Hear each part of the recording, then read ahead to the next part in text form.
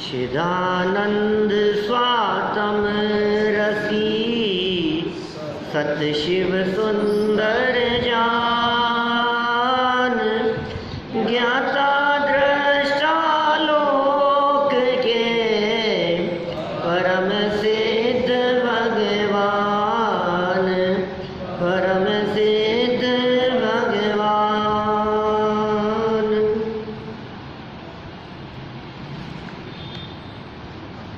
पूजन कैसे की जानी चाहिए और किसकी की जानी चाहिए, इसके संदर्भ में कल हमने थोड़ी बहुत चर्चा की थी और आज हम ये सिद्ध भगवान की पूजन यहाँ से अर्थ सहित समझने का प्रयास कर रहे हैं।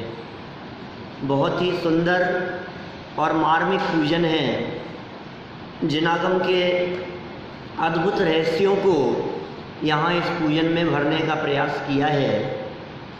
सिद्ध भगवान कैसे हैं और अपना स्वरूप कैसा है उसकी चर्चा तुलना भी की है।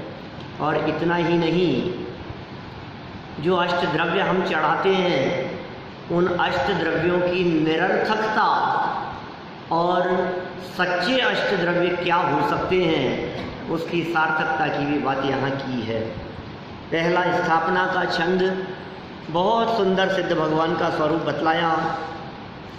चिदानंद स्वातम रसी, कैसे हैं सिद्ध भगवान? चित आनंद, चिदानंद। क्या है चिदानंद? चित्त माने होता है ज्ञान और आनंद। ज्ञान और आनंद से भरपूर हैं सिद्ध भगवान। सिद्धों में जाकर के देखोगे तो आनंद ही आनंद मिलेगा। वे परमात्मा हैं, वे भगवान हैं, वे अशरीरी हैं। सिद्ध भगवान शरीर से रहित हैं, इसलिए लोक के अग्रभाग में जाकर के विराजमान हो गए हैं। उन सिद्ध परमात्मा का कैसा स्वरूप है। सायंकालीन हमारे प्रवचन में कल चर्चा चली थी सिद्धों के स्वरूप के बारे में। आज भी संयोग से वही चर्चा है। तत्वार सूत्र का 10वां अध्याय चल रहा था। कैसे होते हैं सिद्ध परमात्मा और कहाँ तक चले जाते हैं। गच्छत्यालोकांतात, लोक के अंत तक जाकर के विराजमान हो जाते हैं। अशरीरी, शरीर रहित, द्रव्य कर्म, भाव कर्म और नौ कर्म से रहित अशरीरी सिद्ध भगवान आदर्श तुम ही मेरे। क्यों आदर्श हो गए हैं? क्या करते होंगे वे? चित आनंद, स्वातम रसी, स्व आत्म रसी, अपने आत्मा का रस चखने वाले। सिद्ध भगवान कोई काम करते हैं कि नहीं? हमें लगता है सिद्ध क्या काम करते होंगे भैया। जगत का तो कुछ काम नहीं करते, जगत में फेरफार तो नहीं करते, लेकिन अपने आत्मा के अतीन्द्रिय आनंद रस का स्वाद जरूर लेते रहते हैं। सत्य, सत्य माने शाश्वत है, सत्य माने परमानेंट रहने वाले हैं। सत्य और शिव, शिव कहते हैं कल्याणकारी। सत्य शिव कल्याणकारी है। सुंदर, सिद्धों से सुंदर कौन होगा? जहाँ रंच मात्र मिलावट नहीं है, जहाँ द्रव्य कर्मों की मिलावट नहीं है, भाव कर्म की मिलावट नहीं है, नौ कर्म से जो भिन्न हो गए हैं, ऐसा उनको जानो। सिद्ध भगवान को आनंद से परिपूर्ण जानो। सच में अपने हृदय पर हाथ रख करके सोचना, जब हम नमो सिद्धाणम बोलते हैं तो हमें क्या याद आता है, और यदि कुछ भी याद नहीं आता है तो फिर आप क्या बोलते हो? जब हम गांधी जी कहते हैं तो तुम्हारे दिमाग में एक चेहरा बनता है, एक आकृति बनती है। जब हम नेहरू जी कहते हैं तो आपके दिमाग में वो टोपी लगाए हुए, कोट में गुलाब का फूल, वो नेहरू चाचा दिखते हैं आपको। लेकिन जब हम आपको सिद्धाणम कहते हैं, नमो सिद्धाणम कहते हैं, या जब आप नमो सिद्धाणम शब्द का उच्चारण करते हैं तो आपको क्या दिखता है? आपका नमस्कार किसको जा रहा है ये बतलाइए। हमें पता तो होना चाहिए कि वे सिद्ध भगवान कैसे हैं, जिनको दिन में अनगिनती बार हम वंदन करते हैं, जो सर्वश्रेष्ठ हैं, जो लोक के अग्रभाग में विराजमान हो गए हैं, क्योंकि वे सबसे महान हैं। जो जितना महान होता है वो उतना ऊपर विराजमान होता है, उसकी सीट उतनी ऊपर होती है। ये बिल्कुल प्रैक्टिकल बात है। सामान्य लोगों की सभा लग रही होगी तो उसमें जो विशेष होगा उसको ऊपर बिठाएंगे, उससे विशेष होगा वो उसका पद और ऊपर होगा। कोई मुनिराज होंगे तो वो और ऊंचाई पर बैठेंगे, और आचार्य होंगे तो वो और ऊपर बैठेंगे। सही है ना? और आचार्यों से भी जो ऊपर होंगे ऐसे अनंत परमात्मा होंगे, 5000 धनुष ऊपर चले गए। उनसे ऊपर की सिद्ध भगवान की कहाँ पर? जिनसे ऊपर कोई नहीं है, सिद्धों से ऊपर कोई नहीं है। ऐसे सिद्ध परमात्मा, उनका स्वरूप हमें पता होना चाहिए। वे हमारे आराध्य हैं, वे आराधना करने योग्य हैं। कैसे हैं और वे सिद्ध भगवान? ज्ञाता दृष्टा लोक के परम सिद्ध भगवान। ज्ञाताएं, दृष्टाएं, जानने और देखने वाले हैं। किसके जानने देखने वाले हैं? लोकालोक के जानने देखने वाले हैं। आँख और कान से पार। क्यों? आँख और कान से पार, आत्म प्रदेशों से देखते जाते हैं। आत्म प्रदेशों से देखते हैं, आंखों से पार, ऐसा कह रहे हैं ना। आंखों से नहीं देखते, कान से नहीं देखते, पंचेंद्रियों से नहीं देखते, क्योंकि सिद्ध भगवान की शरीर ही नहीं है, अशरीरी हैं। तो कैसे देखते हैं? अपने ज्ञान से देखते हैं। ऐसे परम सिद्ध भगवान, ऐसे सिद्ध भगवान का यहाँ 2 पंक्तियों के माध्यम से स्थापना की गई। ओम ह्रीं श्री सिद्ध चक्राधिपते सिद्ध परमेश्वर अत्र अवतर अवतर संभूषण। ओम ह्रीं श्री सिद्ध चक्राधिपते सिद्ध परमेश्वर अत्र तिष्ठ तिष्ठ ठ इति स्थापनम। ओम ह्रीं श्री सिद्ध चक्राधिपते सिद्ध परमेष्ठिने अत्र मम सन्निहितो भव भव वशट। सन्निधिकरण की बात है। आह्वान हम नाभि पर करें और स्थापना हम हृदय पर करें, और जो सन्निधि करें ऐसा। वास्तव में तो श्रद्धा ज्ञान चारित्र रूप ही होना चाहिए। उनका आह्वान भी, उनका स्थापन भी और उनका सन्निधिकरण भी। हृदय में विराजमान, अत्यंत अपने हृदय के नज़दीक, इससे ज़्यादा नज़दीक और क्या होगा। लेकिन ये जो स्थापना की पद्धति है, मैंने पहले भी पूजा का एक अर्थ किया था, तभी बतलाया था आपको कि ठोने में स्थापना की जाए कि नहीं की जाए। इस संदर्भ में भी समाज में कई तरह के विवाद भी चलते हैं। यदि सामने साक्षात तीर्थंकर परमात्मा विराजमान है, तब उनकी यहाँ स्थापना की क्या ज़रूरत है? एक पक्ष ऐसा कहता है। दूसरा एक पक्ष है कि जहाँ सामने तीर्थंकर परमात्मा तो हों लेकिन दूर हों, वेदी पर दूर विराजमान हैं, तो हमने अपने परमात्मा यहाँ स्थापित कर दिए। एक ऐसा भी हो सकता है कि जहाँ प्रतिमाएं नहीं हैं और हम पूजन कर रहे हैं, तो हमने अपने भावों में उनका आह्वान किया, उनका स्थापन किया, सन्निधिकरण किया और हमने उनकी पूजन कर ली। तो भावों का ही तो खेल है। हमारी जैन पूजन पद्धति पूरी की पूरी भावों पे टिकी हुई है। भाव ही तो है। मलयागिरी चंदन दाह निकलना, कौन सा मलयागिरी चंदन कहाँ से लाओगे, क्या करोगे? क्षीरोदधि सम उज्ज्वल नीर प्रासुगंध। अब क्षीरोदधि से मुनिमन सम उज्ज्वल नीर, अब कहाँ से? ये जितनी चर्चाएं हैं, कल्प वृक्ष के फूलों की बात करेंगे, वहाँ से लाने की बात करेंगे। और कैसे कनक कटोरी माई, कैसे कैसे शब्द आते हैं पुरानी पूजाओं में। सोने की कटोरी में कर रहे हो, कनक कटोरी नीर दीनी दार। जरा बोलो तो सही आप। सोने की कटोरी में सच बोल रहे हो कि झूठ बोल रहे हो? कौन सी थाली में कर? लेकिन भाव है, भाव है। रत्नों के थाल भरे हुए हों, ऐसा हो, अलग अलग तरह के, ये सब भावनात्मक है। मेरा भाव ऐसा है कि हे जिनेंद्र देव, आपको यदि मैं रोजाना रत्न भी चढ़ाऊं तो भी कम है। क्या चढ़ाऊं आपको? आप जग को दे दी जग की निधियां, आपका कैसा स्वरूप है? सिद्ध भगवान की स्थापना हुई। अब देखो जल की चर्चा करते हैं। जल कितना सार्थक है या निरर्थक है, और असली जल कौन है, कैसा होना चाहिए? देखो जरा शब्द पंक्तियाँ, बहुत सुंदर धुन है और बहुत सुंदर भाव भरे हैं। ज्यों ज्यों प्रभुवर जल पान किया, त्यों त्यों तृष्णा की प्यास बुझेगी अब, पर यह सब मृग तृष्णा निकली से जला हृदय, होकर निराश सब जग भर से, अब सिद्ध शरण में मैं आया। क्या कितनी सुंदर पंक्तियां हैं। ज्यों ज्यों प्रभु हे जिनेंद्र देव, जैसे जैसे ज्यों ज्यों क्या किया मैंने, जल पान किया, पानी पिया जैसे जैसे मैंने, त्यों त्यों क्या हुआ, तृष्णा की आग जली।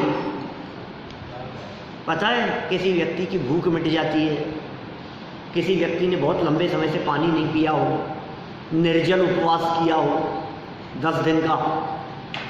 अब 10 दिन निर्जल उपवास करने के बाद में जब पारणा करेंगे तो क्या आप उसको 1 गिलास पानी पिला सकते हैं? 1 गिलास पानी भी नहीं, 10 दिन से पानी नहीं पिया, नहीं भाई साहब, नहीं हो सकता। तो क्या करते हैं, इच्छा खत्म हो जाती, इच्छा खत्म हो गई, मर गई है वो जो जठराग्नि थी, वो जठराग्नि बहुत मंद पड़ गई है। आयुर्वेद की भाषा में बात करें तो वो इतनी मंद पड़ गई है कि वो डिमांड ही नहीं कर रही है कुछ। तो क्या करते हैं, फिर एक एक चम्मच दे दे करके उस आग को वापस प्रज्वलित करते हैं धीरे धीरे। तो मेरी भी क्या स्थिति हुई, मैं जैसे जैसे पंचेंद्रिय विषय भोगों को भोगता रहा, वैसे मेरी इच्छा ज्वालाएं और अधिक बढ़ती रही। जल माने पंचेंद्रिय विषय भोगों का प्रतीक। ज्यों ज्यों प्रभु और जल पान किया, पंचेंद्रिय विषय भोगों का स्वाद लिया, त्यों त्यों तृष्णाओं की आग ये जलती रही। और मेरी आशा तो ऐसी थी कि प्यास बुझेगी, अब प्यास बुझ जाएगी, अब मैंने लड्डू खाया है, अब तो मेरी भूख मिट जाएगी, ऐसा किया है अब तो ये चीज़ मिट जाएगी। अरे मिटेगी नहीं, बढ़ेगी। इसलिए मैं कहता हूँ ये बात, पंचेंद्रिय भोगों को भोगते रहने से आज तक कभी कोई जीव तृप्त नहीं हुआ, लेकिन उनका त्याग कर देने से अवश्य तृप्त हो जाता है। अब जरूरत नहीं, भोजन कर कर के किसी की भूख नहीं मिटती, भोजन का त्याग कर देने से भूख मिट जाती है, भूख मर जाती है। 2 लाइनें हो गई। ये सब मृग तृष्णा जैसी, मृग तृष्णा जैसी मिटती नहीं है, मिटती नहीं है, मिटती नहीं है। ये इच्छाएं ऐसी है जो पूरी नहीं होती है, एक के बाद एक, एक के बाद एक, एक के बाद एक, ये चाहिए, फिर ये मिल गया तो अब ये चाहिए, अब ये चाहिए, अब ये चाहिए, स्टेप बाय स्टेप बढ़ती चली जाती है। ज्यों ज्यों प्रभु अर्जन पान किया, त्यों त्यों तृष्णा की आग जली। बोलिए,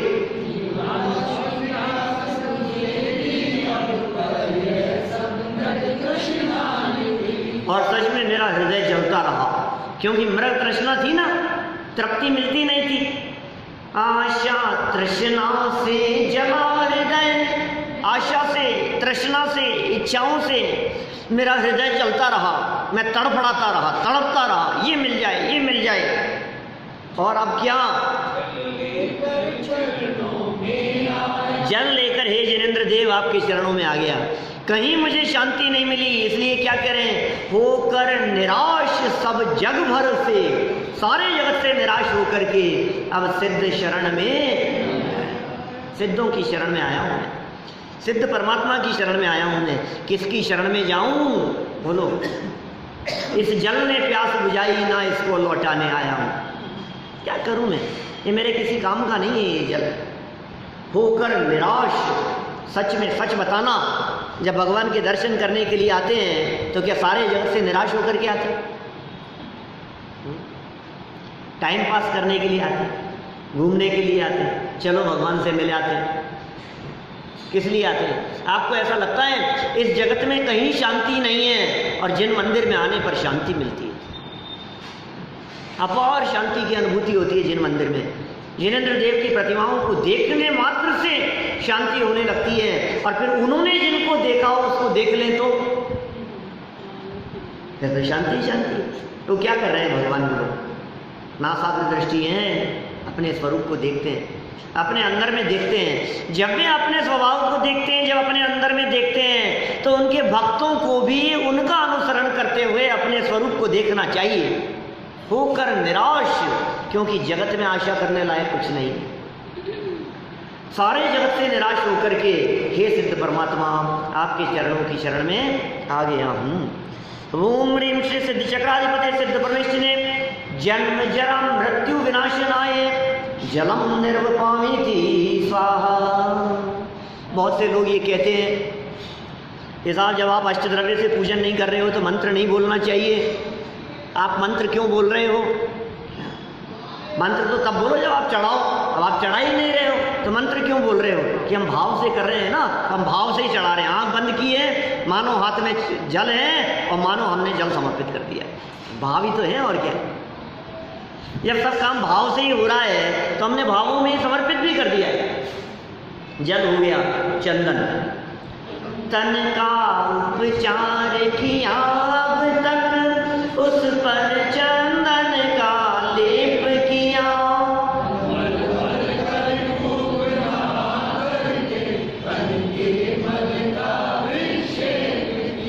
अब आत्म के उपचार हेतु तुमको चंदन सम है पाया, होकर निराश सब जग भर से अब सिद्ध शरण में मैं आया। क्या भाव भरे हैं, देखो आप कैसी चर्चा करते हैं। माने ये पंक्तियां ऐसी नहीं हैं जो पंक्तियां आपको समझ में ना आवे। हिंदी है ना। तन का उपचार, तन शरीर, और वेतन, वेतन वेतन मतलब सैलरी।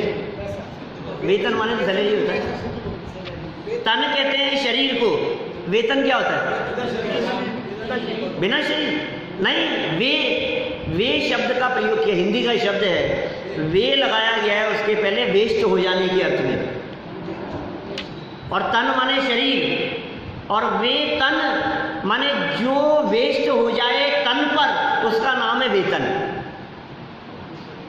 क्या क्या कहा? तन माने शरीर है, माने जो कुछ भी आपकी तनख्वाह है। अभी तनख्वाह ये भी तो यही है, तन जिसे खा जाए वो तनख्वाह। क्या तनख्वाह क्यों है? आप कितना भी कमाओ आप, लेकिन जितना भी कमाते हैं, जितनी इनकम होती है, वो पूरी की पूरी इनकम क्या होती है? वो तन खा जाता है। आप उसे कमाई कहते हैं। कितनी भी आ जाए, कम आई, ज़्यादा नहीं। आपकी यदि सैलरी 1 लाख रुपए है तो आपको लगती है कम आई है, और 5 लाख हो जाए तो भी लगता है कम आई, और 25 लाख हो जाए तो कम आई। क्या बात कर रहे हो आप जी? अभी तन जो है, इस तन का हमने खूब उपचार किया, शरीर का हमने खूब उपचार किया। और क्या किया? इस शरीर का उपचार करते हुए उस पर चंदन का लेप किया। शीतलता पाने के लिए, शांति पाने के लिए हमने चंदन लगाया ऊपर से। पहले के समय में गर्मी निवारण के लिए चंदन का लेप ही एक उपाय हुआ करता था। राजा महाराजाओं के ज़माने में एसी तो होते नहीं थे, कूलर तो थे नहीं, अब बेचारों को गर्मी तो लगती होगी। तो राजा महाराजा लोग क्या करते थे? चंदन, शीतलता पाने के लिए तन का उपचार किया अब तक, उस पर चंदन का लेप किया, और मलमल कर खूब नहा करके तन के मल का विक्षेप किया। विक्षेप किया, शरीर के मल को नष्ट किया, शरीर के मल को धोया, मलमल करके खूब नहाया। खूब नहा करके शरीर का जो मल था, शरीर का जो मैल था, शरीर की जो गंदगी थी, शरीर का जो पसीना था, उसका विक्षेप किया, उसे हमने दूर किया, नष्ट किया। शरीर का उपचार तो आज तक अनेक बार किया, लेकिन अब आत्म के उपचार हेतु तुमको चंदन सम है पाया। बोलो, आत्मा का उपचार, आपका ये चंदन शीतलता प्रदान कर सकता है। आपका ये चंदन तन को तो शांत कर सकता है, लेकिन मन को आराम नहीं दे सकता। आपके इस चंदन से शरीर में शीतलता मिल सकती है, लेकिन क्रोध मान माया लोभ रूपी जो अग्नि अंदर में जल रही है, वो कैसे चंदन से शांत होगी? क्रोधानल से जब जला हृदय, चंदन ने कोई न काम किया। अंदर में क्रोध की अग्नि जल रही हो और बाहर में आप चंदन लगाओ तो क्या होगा? कुछ नहीं। उपचार तो आत्मा का करना है। मैं शरीर नहीं, मैं तो शरीर से भिन्न एक चैतन्य तत्व हूँ, एक आत्म तत्व हूँ। ये उपचार तो मेरा करना है। मैं तो अनादि से रोगी हूँ, उपचार कराने आया हूँ। उसका उपचार करना भैया पता ही नहीं है। अभी तो घुटनों के दर्द का उपचार चल रहा है, अभी तो कमर दर्द का उपचार चल रहा है, अभी तो घुटने जवाब दे रहे हैं। क्या जवाब दे रहे हैं? उपचार चल रहा है इसका, इसकी कोशिश, हार्ट की प्रॉब्लम, इसकी प्रॉब्लम, डायबिटीज की प्रॉब्लम, दिन रात लगाए। अरे अपना उपचार कर, अंदर में देह के प्रति एकत्व बुद्धि, ये महारोग लगाए, इस रोग का उपचार होना चाहिए। अब आत्म के उपचार हेतु तुमको चंदन सम है पाया। कौन है चंदन? असली चंदन है जिनेंद्र देव, आप हैं। हे सिद्ध परमात्मा, आप असली चंदन हैं। मेरे आत्मा के उपचार के लिए आपको मैंने चंदन के समान पाया है। इसलिए होकर निराश सब जग भर से, अब सिद्ध शरण में मैं आया।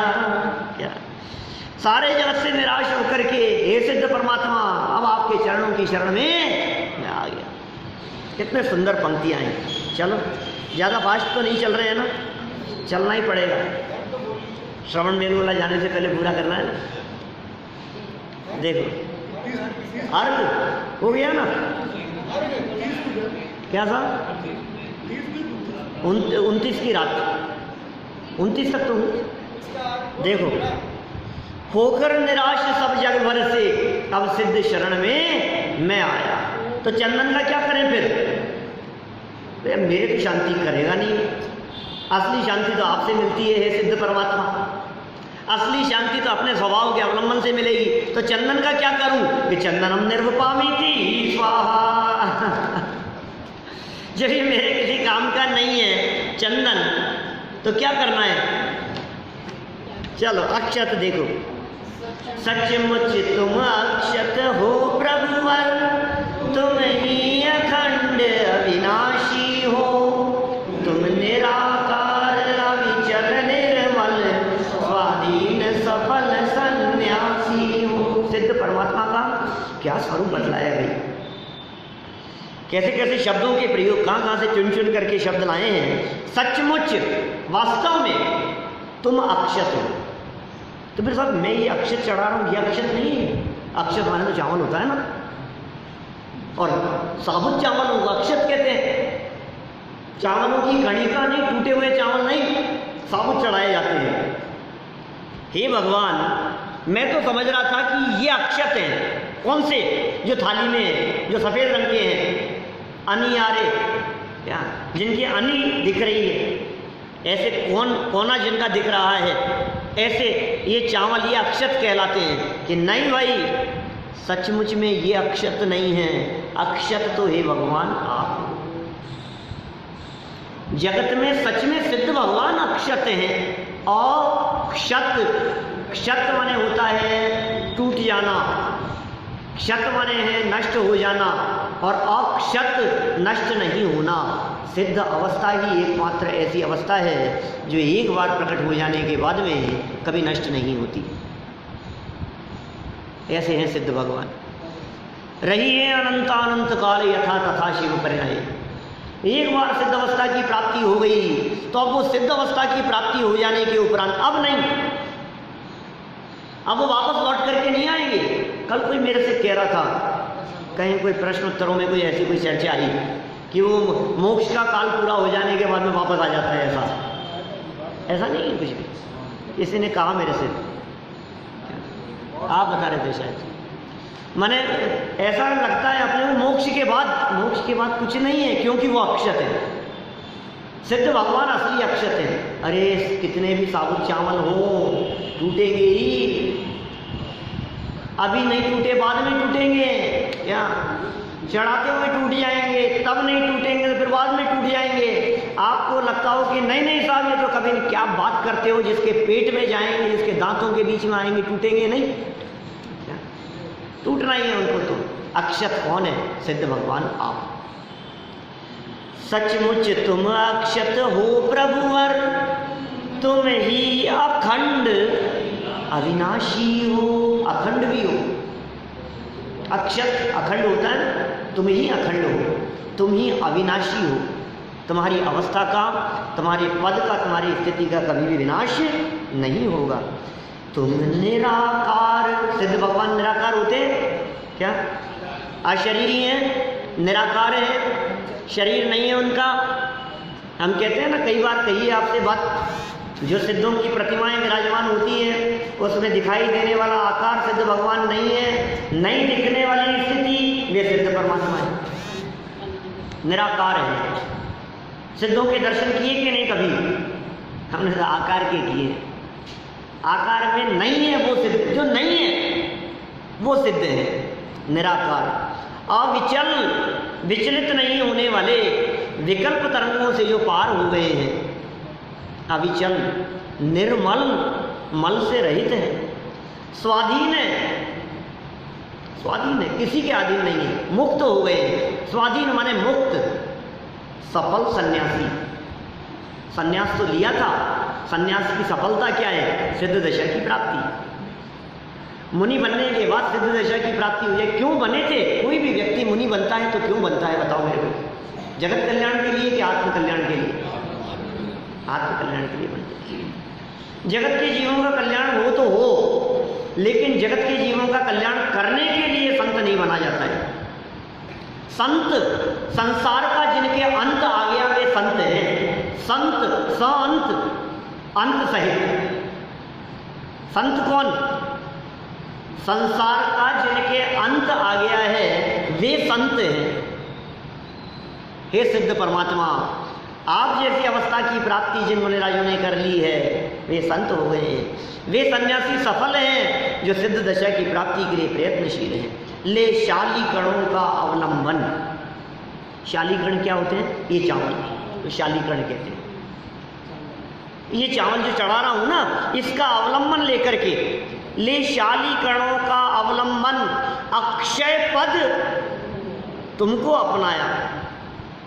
ये तो अवलंबन मात्र था, असली में तो हे जिनेंद्र देव, मैंने आपको अपनाया है। ये अक्षत तो आपके सामने समर्पित है और सारे जगत से निराश होकर के हे सिद्ध परमात्मा, मैं आपके चरणों की शरण में होकर निराश सब जग भर से, अब सिद्ध शरण में मैं आया।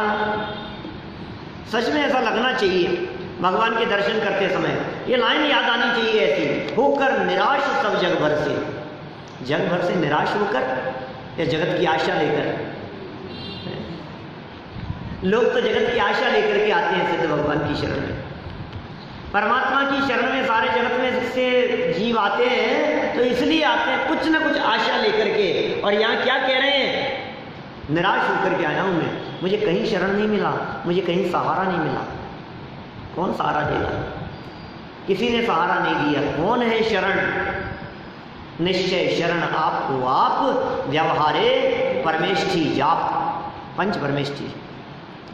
अक्षतम निर्वपामीति, है ना? आगे पुष्प का छंद। जगत का प्रबल काम तुमने प्रभुवर उसको जीता, ओ हार जगत के वैरी की, क्यों नहीं आनंद बड़े सहिता। प्रमुख मन विकसित सुमन नाम, मन सिज को ठुकराने आया। होकर निराश सब जग भर से, अब सिद्ध शरण में मैं आया। पुष्प, पुष्प क्यों चढ़ा रहे हैं?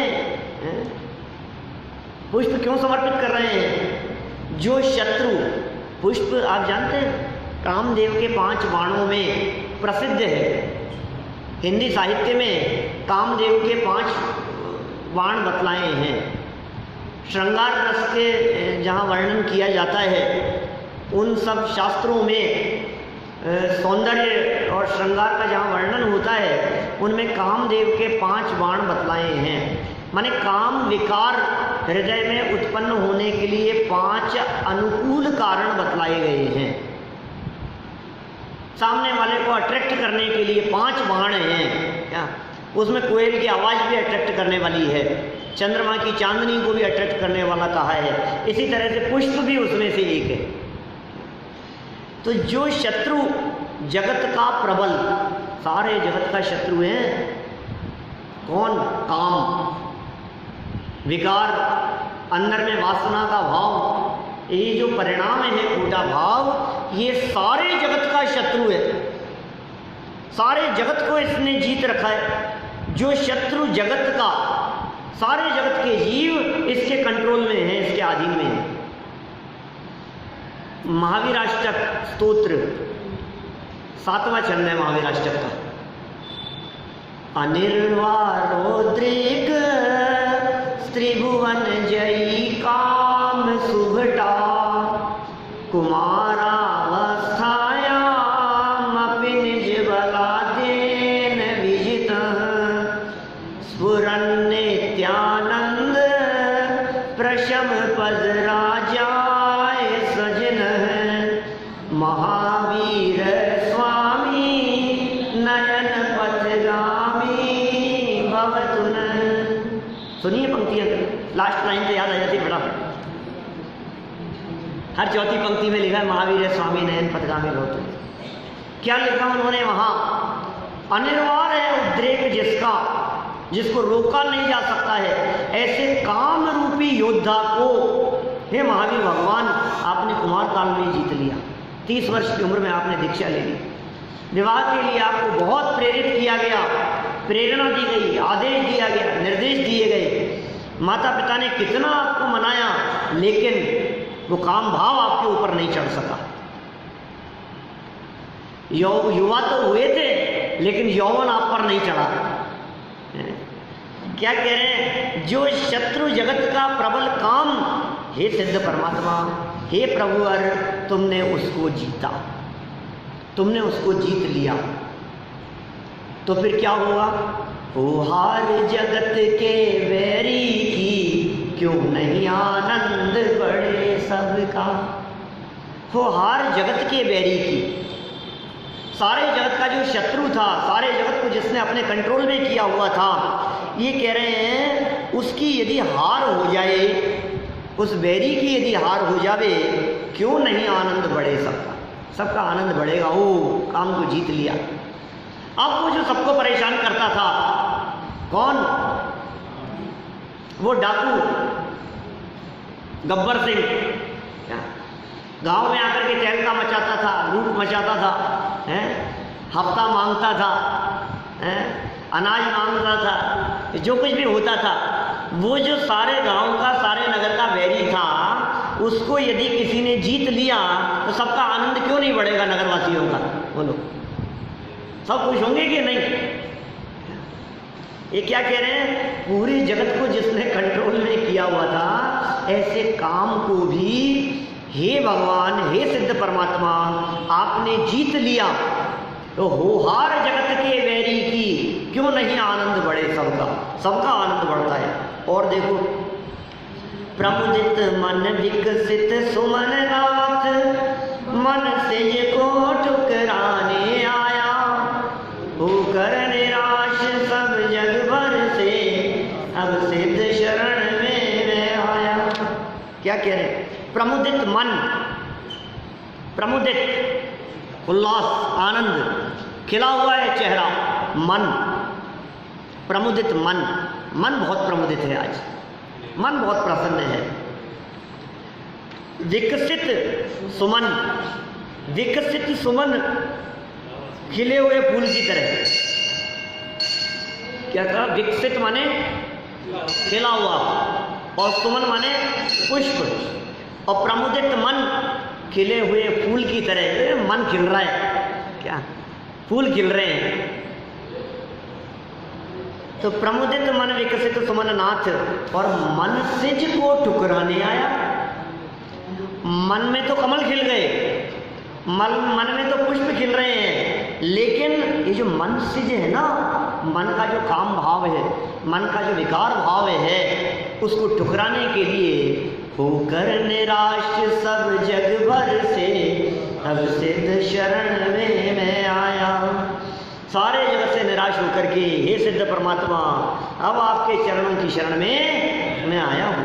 ओम ह्रीं श्री सिद्ध चक्राधिपति सिद्ध परमेष्टि ने काम वाण विध्वंसनाय, क्या मंत्र बोलते हो? काम वाण विध्वंसनाय पुष्पम निर्वपामीति स्वाहा। एक छंद और ले लेते हैं, नैवेद्य।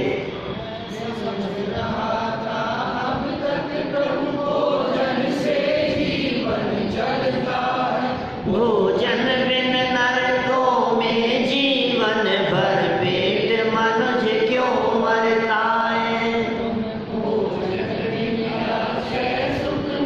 यह समझ त्यागने मुँह आया।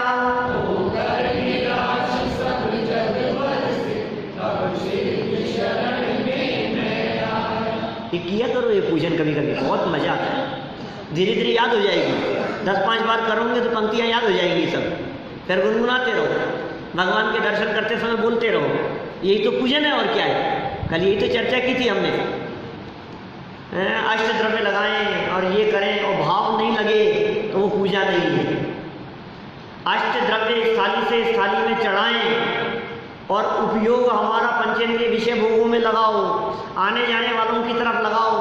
पंक्तियों में क्या भाव छिपा है इस बात का पता नहीं हो तो अष्ट द्रव्य से पूजन करने पर भी पूजन नहीं है। और हमारा इन पंक्तियों में मन रमा हुआ हो तो अष्ट द्रव्य से न करने पर भी पूजन है। भगवान के गुणों का अनुवाद ही पूजा है। गुणेशु अनुराग है भक्ति, गुणों में अनुराग होने को ही भक्ति कहते हैं। वही स्तुति है, वही पूजा है। वे पूज्य हैं और मैं पूजन करने के लिए आया हूँ। वे पूज्य हैं इसलिए उनकी पूजन की जा रही है। लेकिन वे पूज्य क्यों हैं? क्योंकि उन्होंने अपने स्वभाव को जाना है और मैं पुजारी हूँ, मुझे पूज्य बनना है। प्रभु पतित पावन और मैं अपावन, तो क्या करना है? मुझे भी पावन होना है आप जैसे। क्या समझ रहे थे भाई साहब आप अब तक? भूख लग रही है? नाश्ता करके आए क्या?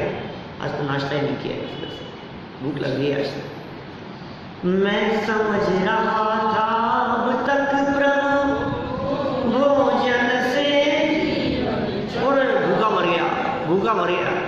क्या कैसे बोलता है? भूख लग रही है, आज तो भूखे मर गए, कुछ नहीं मिला। सुबह निकल गए थे और ऐसे काम में उलझे कि बस सुबह जल्दी थी और छोड़ करके चले गए और दिन में मीटिंग में लगे रहे तो उलझे रहे। क्लाइंट के साथ में मीटिंग थी, वो आया था, बाहर से पार्टी आई हुई थी, उसके साथ में चलती रही, ध्यान ही नहीं रहा। और अब तो इतनी तेज भूख लग रही है, निकले वहाँ से और रास्ते में इतना ट्रैफिक मिला कि घर पहुँचते पहुँचते रात हो गई। तब रात को सुखाते नहीं, क्या करें? आज तो भूखे मर गए, क्या करें? क्यों? जीवन कैसे चलता है? भोजन से। मैं तो ये समझ रहा था आज तक भोजन से जीवन चलता है। खाओ पियो तो जीवन चलेगा, खूब खाओ, खाने पीने से। आगे दूसरी लाइन में क्या कह दिया? भोजन बिन नरकों में जीवन भर पेट मनुष्य क्यों मरता है। आपको क्या लगता है भोजन से यदि जीवन चलता है तो खाना खाने के बाद तो किसी की डेथ नहीं होती होगी? कितनी घटनाएं सुनते हैं अपन, खाना खा करके बैठे थे, खाना खा के मरते, खा के मरते। माने हमें ऐसा लगता है भोजन करो तो अब काय को, अब कैसे मरेंगे? रोटी कपड़ा और मकान, ये आवश्यकताएं लगती हैं हमारे। मकान के बिना भी जीवन चल जाता है, हाँ, कपड़ों के बिना भी जीवन चल जाता है, लेकिन रोटी के बिना कैसे चलेगा? क्यों? तो योजनाएं चलती है ना ये गवर्नमेंट की, है कौन सी? अक्षय पात्र योजनाएं चलती है। कोई भूखा नहीं मरे, कोई भूखा नहीं मरे, भूखे कोई मरते नहीं है। यदि भोजन के बिना ही मरण होता हो तो फिर उपवास करने वालों का मरण हो जाना चाहिए। और भोजन करने से जीवन चलता हो तो भोजन कर लेने के बाद किसी का मरण नहीं होना चाहिए।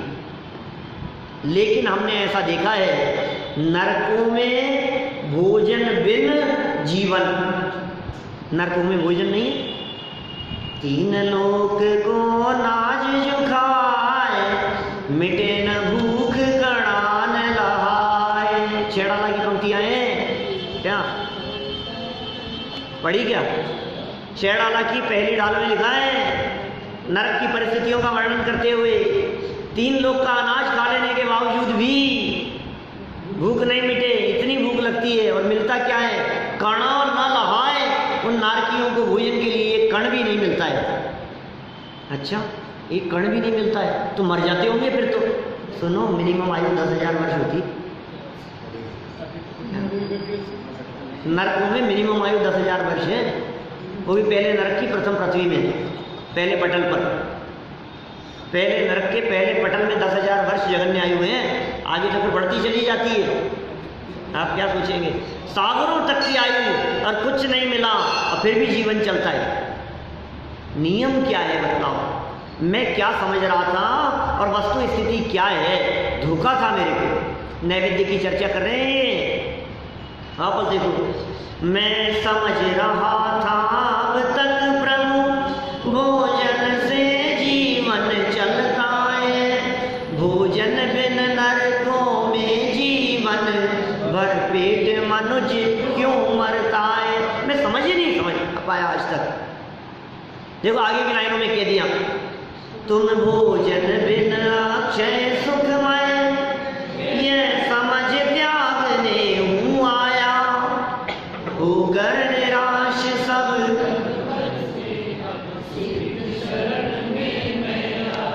क्या कह रहे हैं?